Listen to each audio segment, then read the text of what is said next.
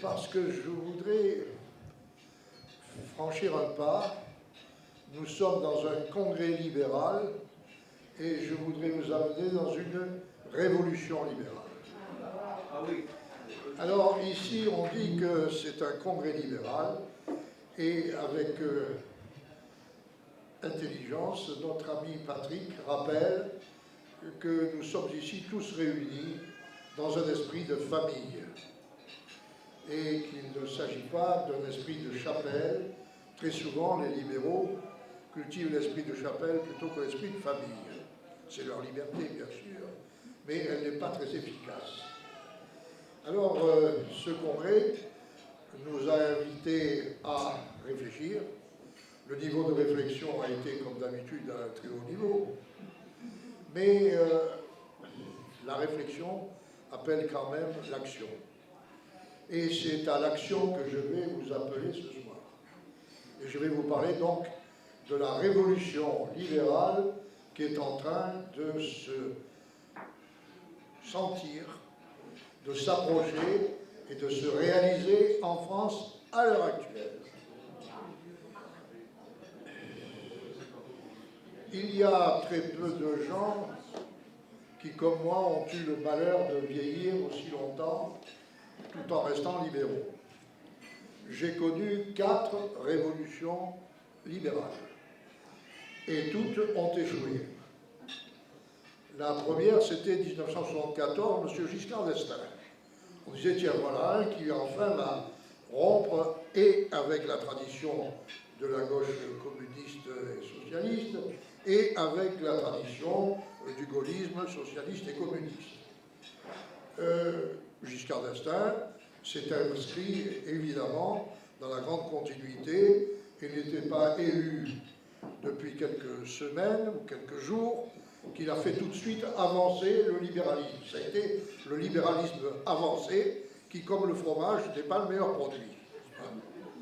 La deuxième révolution, donc là nous sommes en 1974, la deuxième révolution c'est 1986. La bande Aléo, victoire totale des élections législatives. Chirac, Premier ministre. Mitterrand, évidemment, président. Cohabitation. Ils ont tellement bien manœuvré qu'en 1968, Mitterrand va être élu parce qu'évidemment, Chirac n'avait pas fait de politique libérale non plus. 1995, élection de Chirac, avec le soutien d'Alain Madelin et des réseaux que nous avions créés qui s'appelaient Idée Action. 14 ministres et secrétaires d'État libéraux au mois de mai. Au mois de juillet, 0. Ils avaient tous été remplacés. À commencer par Madelin, qui, ministre des Finances, a dû quitter son havre de paix.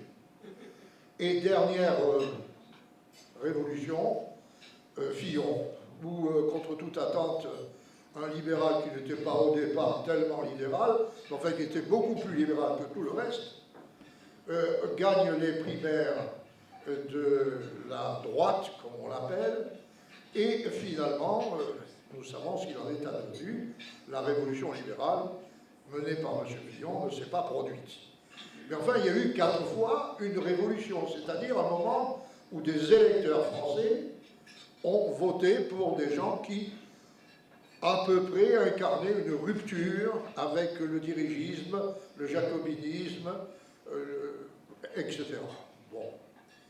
Eh bien, à chaque fois, c'était quoi? La classe politique qui a trahi les électeurs, et la révolution libérale n'a pas eu lieu. Mais la 5e va être réussie. Voilà. La 5e va être réussie, à condition, bien sûr, que mon fils m'indique comment je fais avancer le schmilblick. Je crois que c'est ça, aussi bien. Flèche en bas à droite. Pardon? Flèche en bas à droite. En bas à droite. Flèche en bas à droite. Non, parce qu'il n'est pas sur le diaporama.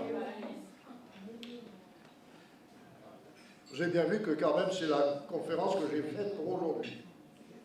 Alors, pardon, bien voir. Tu as appuyé sur quel? En bas à droite. Celle qui va vers le bas. Celle qui va vers le bas. Voilà. Alors, je vous rappelle d'abord un document a été publié par le Figaro le samedi 23 avril 2022, c'est-à-dire à la veille du premier tour des présidentielles, si mes souvenirs sont exacts. Deuxième. Eh bien, voici le texte, le libéralisme, ce mot interdit en France. Et ce qui est intéressant, c'est que ce manifeste est en même temps un vrai programme de rupture libérale. Et les signataires ne sont pas négligeables. Il y a quelques économistes et quelques juristes libéraux bien connus, style Madeleine, Madeleine le sera plus tard, d'ailleurs, on va y revenir. Il y a donc aussi des anciens ministres comme M. Novelli, M. Millon, ainsi de suite. Et puis il y a au passage aussi quelqu'un qui a pu passer à un moment donné pour un leader libéral présidentiable, à savoir M. David Lisnard, président de l'Association des maires de France. C'est intéressant, voilà, que tout d'un coup, il y a des gens qui sortent de leur réserve et qui disent ben, peut-être on pourrait parler du libéralisme parce que le libéralisme n'intéresse personne. Dans la campagne électorale, on n'a jamais prononcé le mot, il est interdit en France. Et confirmation, quelques heures plus tard, paraît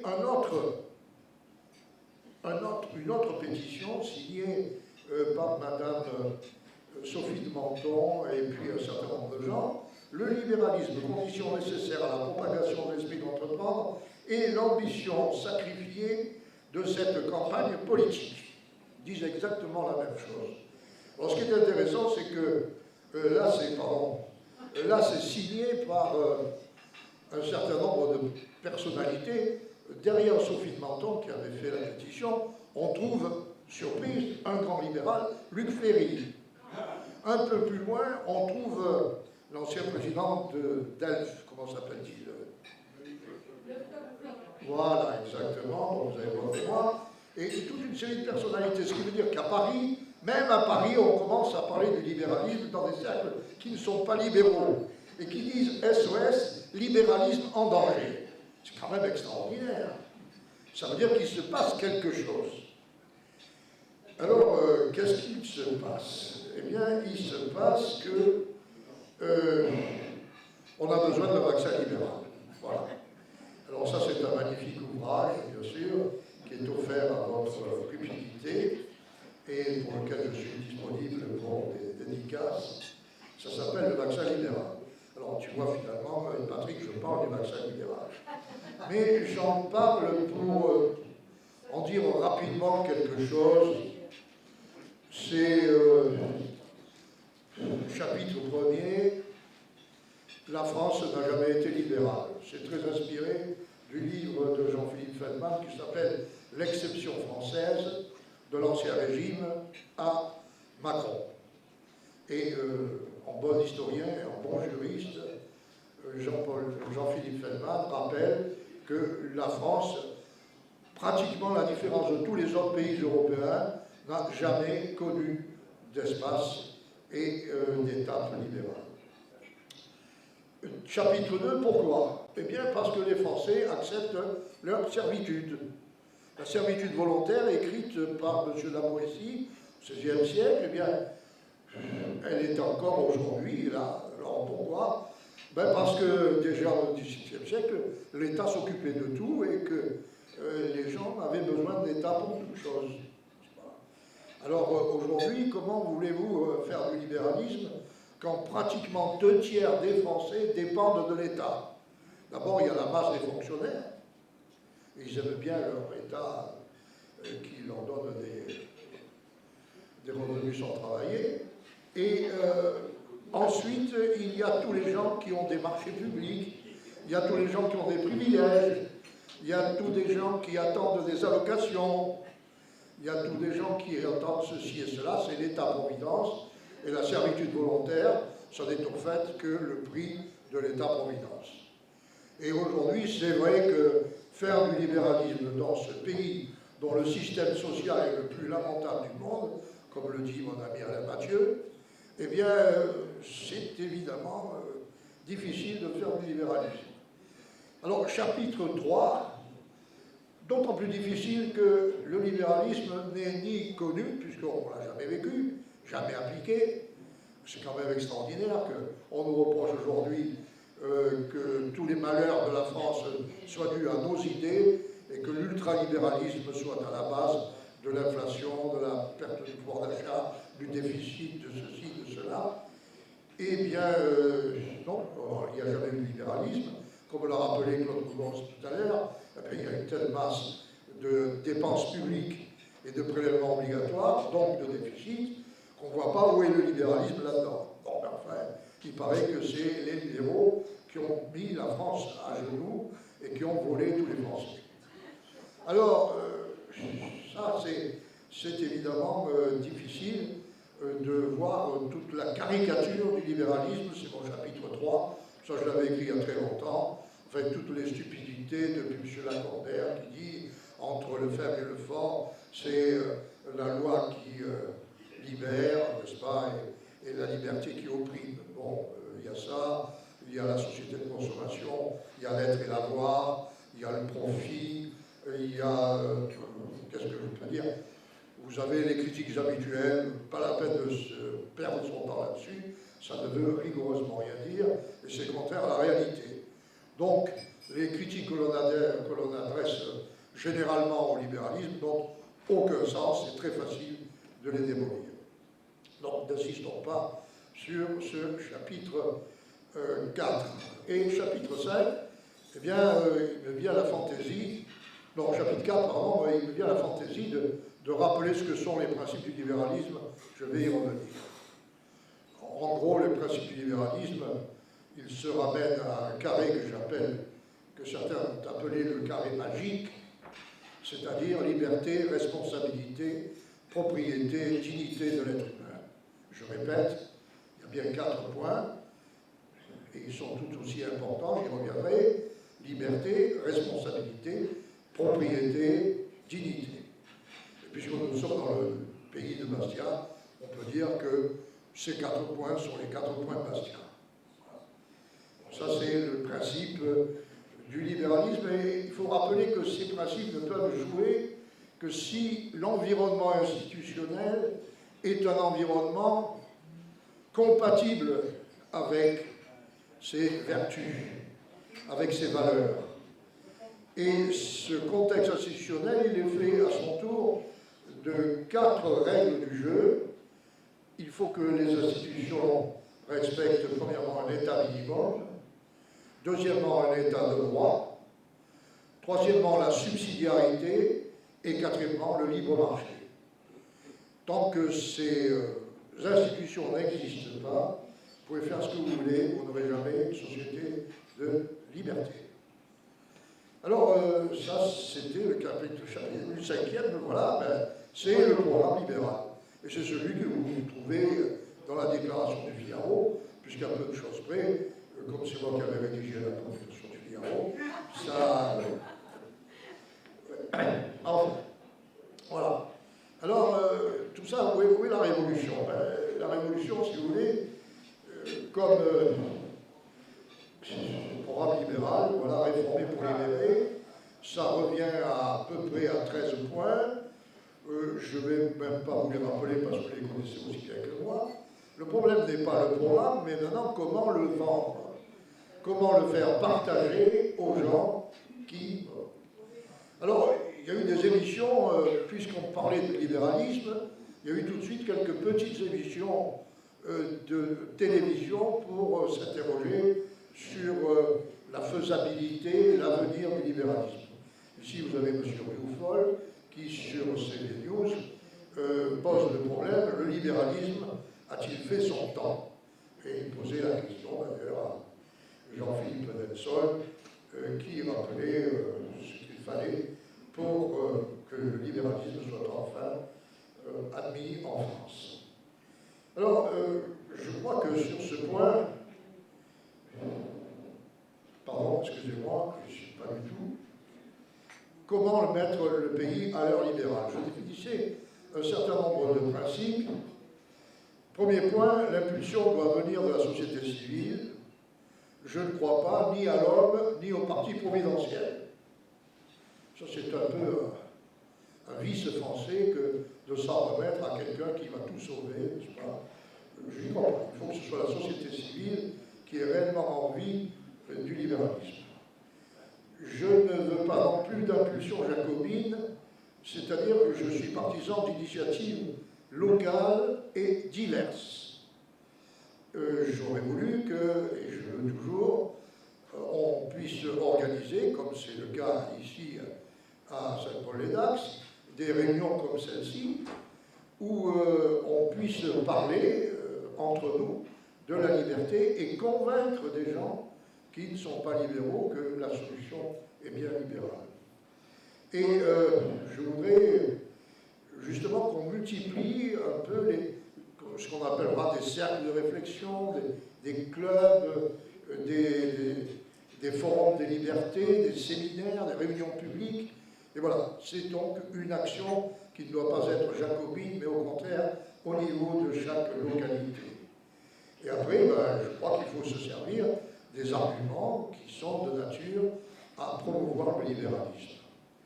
Mais on ne peut pas le faire sans un engagement personnel, et c'est un point important, la liberté est exigeante. Si vous n'êtes pas persuadé que vous devez, et nous devons tous nous engager pour la révolution libérale, il n'y aura pas de révolution libérale. La liberté, ça se mérite, la liberté est une exigence. De ce point de vue, d'ailleurs, les Ukrainiens nous donnent un bel exemple, et on peut les remercier. Alors, j'en viens à ce que je voulais aussi ajouter. Je voulais ajouter que... Alors, je vais rapidement évoquer les pièges, et je dirai ensuite, à l'inverse, ce que sont les arguments. Les pièges. D'abord, ne plus parler du socialisme. Ce n'est pas la peine de démontrer qu'il est mauvais, qu'il est inhumain, qu'il est catastrophique, etc. Mais à force de se contenter de critiquer le socialisme, on fait presque la publicité pour le socialisme. Alors, parlons du libéralisme et pas du socialisme. Donc, premier piège.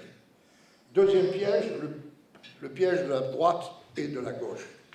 Droite et gauche, ça ne signifie rien, puisque la droite fait la politique de gauche. L'inverse n'est évidemment pas vrai, n'est-ce pas?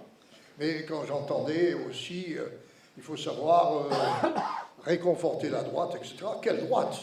Quelle droite? Elle n'a pas cessé de faire du socialisme depuis qu'elle est au pouvoir. Et tout ce que j'ai cité à propos des révolutions avortées se rapporte justement à des gens qui s'appelaient Chirac, Giscard, Chirac, Sarkozy, etc. Qu'est-ce que c'est que cette droite qui est réellement la plus socialiste qu'on puisse imaginer? C'est quand même elle qui nous a amenés, comme on le rappelait tout à l'heure, à avoir le pays le plus lourd en prélèvement et le plus chargé en dette publique et le plus réglementé, le plus injuste et le plus corrompu, ainsi de suite. Bon, donc la corruption, je crois, n'est pas le monopole de la gauche et de la droite. Je vous rappelle quand même que Tocqueville siégeait à droite et Bastia siégeait à gauche. En réalité, droite et gauche, ça signifie simplement une place dans l'hémicycle. Ça n'a aucune raison, ça n'a aucune profondeur en matière analytique. On ne sait pas ce que c'est qu'une doctrine de droite, on ne sait pas ce que c'est qu'une doctrine de gauche.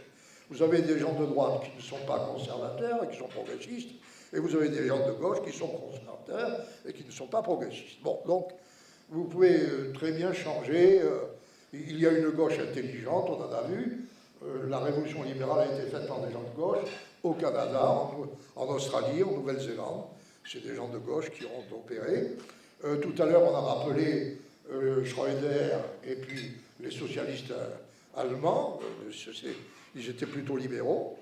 Bon, donc, droite-gauche, là encore, c'est quelque chose qui ne tient pas la route. Donc, il faut éviter le piège de la gauche et de la droite. Il faut éviter le piège statistique. Alors, je sais que je déplaire à quelques-uns de mes collègues économistes, mais les chiffres, on peut leur dire ce que l'on veut. Et on peut jouer sur la définition des concepts, leurs mesures, et ainsi de suite.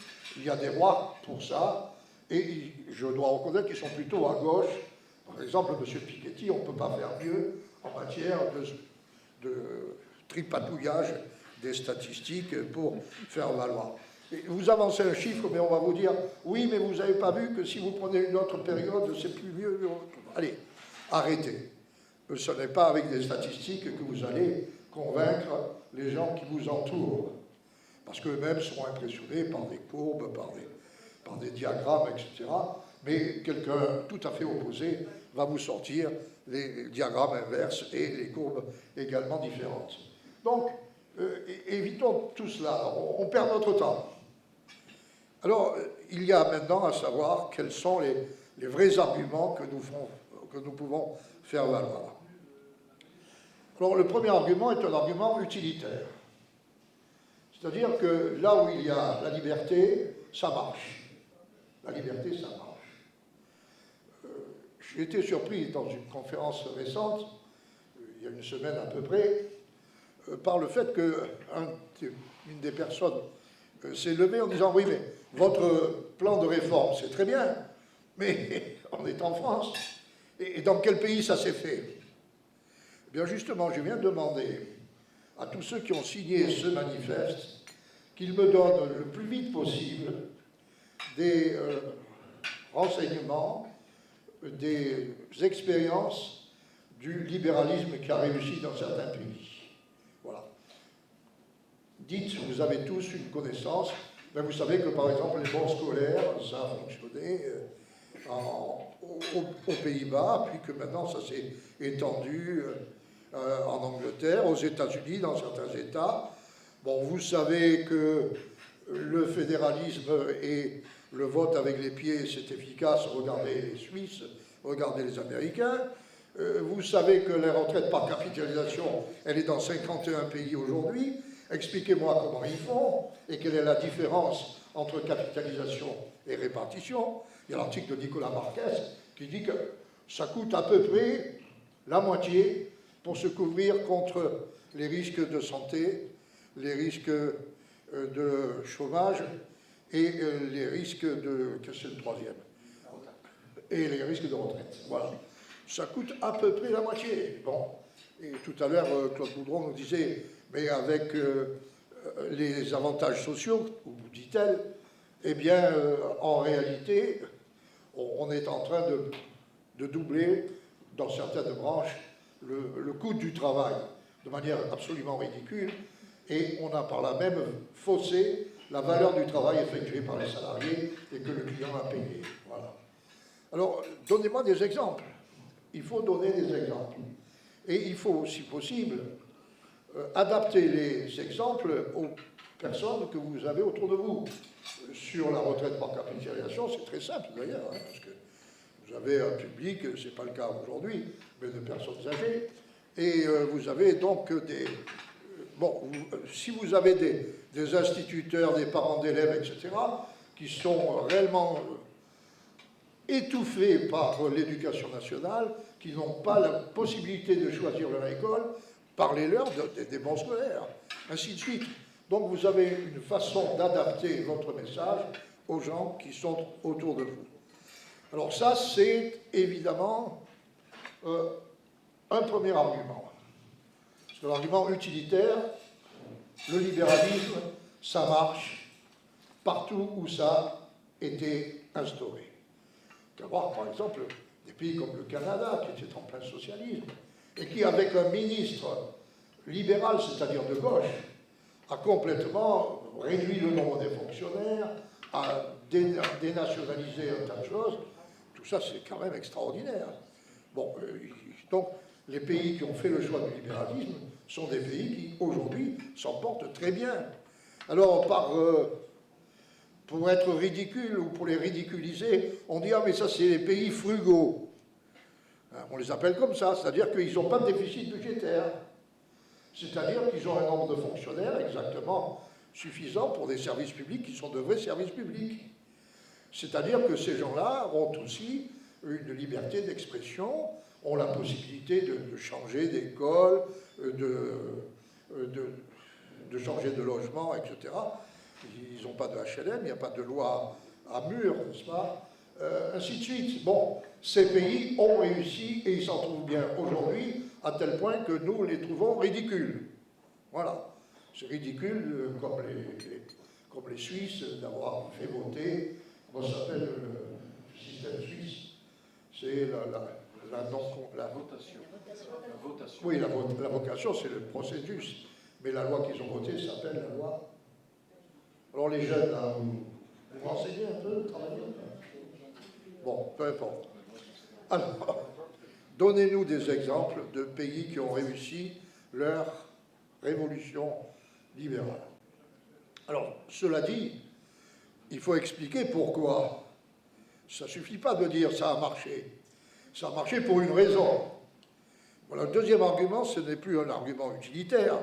Ce n'est pas parce que ça marche. Ça marche parce que. Ça marche parce que c'est humaniste. Le deuxième argument, c'est l'argument humaniste. Et ça, c'est l'argument type de Bastiat. C'est que, finalement, si nous recherchons et la liberté et la responsabilité, et la propriété et la dignité, c'est parce que nous avons une certaine idée de ce qu'est l'être humain, de sa manière à lui de s'épanouir, de se réaliser, d'être ce qu'il est réellement. Et Bastiat disait à propos de la propriété, l'homme naît propriétaire. Ce n'est pas la loi qui fait la propriété. La loi est là pour faire respecter la propriété, ce n'est pas la loi qui attribue la propriété. C'est l'être humain. Pourquoi? Parce que si vous n'êtes pas propriétaire de ce que vous faites, vous ne pourrez jamais réaliser vos capacités. Vous ne pourrez jamais aller jusqu'où vous êtes capable, jusqu'au point où vous pouvez aller. Réussir sa personnalité, c'est pouvoir se distinguer. Alors, tout le monde n'a pas les mêmes capacités, mais chacun est capable d'aller au plus loin de ses capacités. Et voilà pourquoi Bastiat estimait que le collectivisme est la pire des choses, parce que quand la propriété est collective, tout le monde ne sait plus qui a fait quoi, donc finalement, plus personne ne fait rien. C'est à peu près la suite. Je viens d'écrire un article dans le site, je vous en reparlerai, je viens d'article dans le site sur pourquoi l'armée russe aujourd'hui est en mauvais état. Simplement parce que c'est collectif, c'est planifié, et que ce système ne fonctionne que par la bureaucratie. On donne des informations qui remontent, mais qui sont les plus neutres possibles, elles ne sont jamais fiables. Donc on ne sait jamais s'il y a des munitions, on ne sait jamais si on est en avance, en retard. L'essentiel, c'est de donner le tampon comme il faut. Si le tampon est un peu optimiste, c'est pas bon parce que ça veut dire que les objectifs du plan étaient trop favorables. Donc la prochaine fois, ils vous exigeront davantage. Donc il ne faut pas dire ça c'était très bien, l'entreprise a bien marché. Si c'est mauvais, on vous dit « Ah, mais vous n'avez pas fait votre travail, donc vous allez être puni. » Donc il faut une information fiable qui remontera et le supérieur donnera à son tour son tampon jusque ça arrive en haut. Alors vous avez tous les hiérarchies. Eh bien, ce qui s'est passé pour l'économie russe, s'est passé pour l'armée russe. C'est exactement le même processus. C'est l'absence d'information, l'absence de responsabilité, c'est le mépris du jeu individuel et de la personnalité. Là, c'est un choix à faire. Ou bien vous pensez que l'être humain a une individualité, une personnalité, ou bien vous pensez que l'être humain, c'est simplement un sujet et qu'il appartient à une collectivité, à une équipe, à un soviet, à ce que vous voulez, et finalement, ça n'a plus aucun.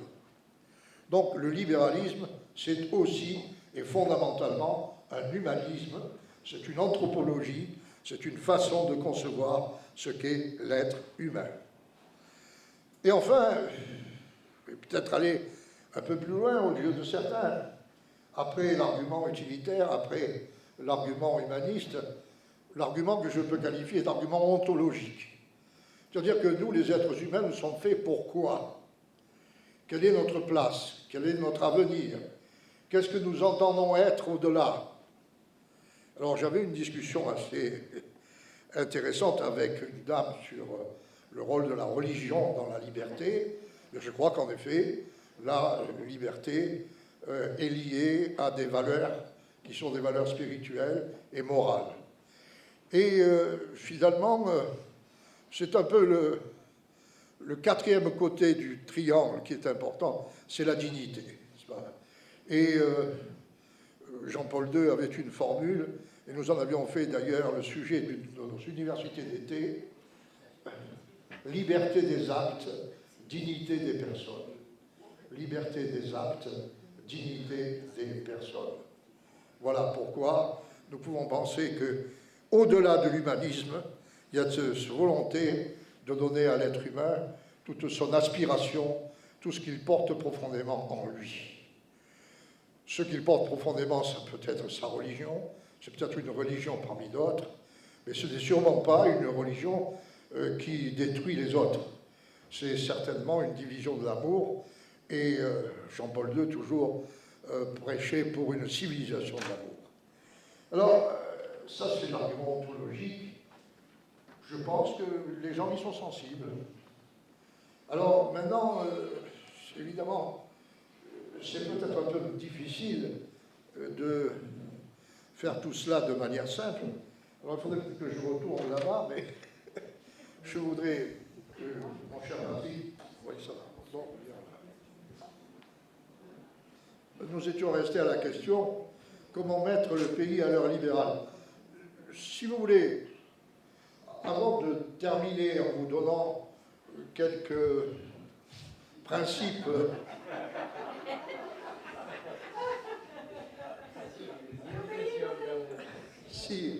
si vous voulez qu'on va s'arrêter avant de parler de choses un peu plus concrètes, et peut-être que le vaccin libéral va revenir, mais si vous voulez, on peut discuter sur cela.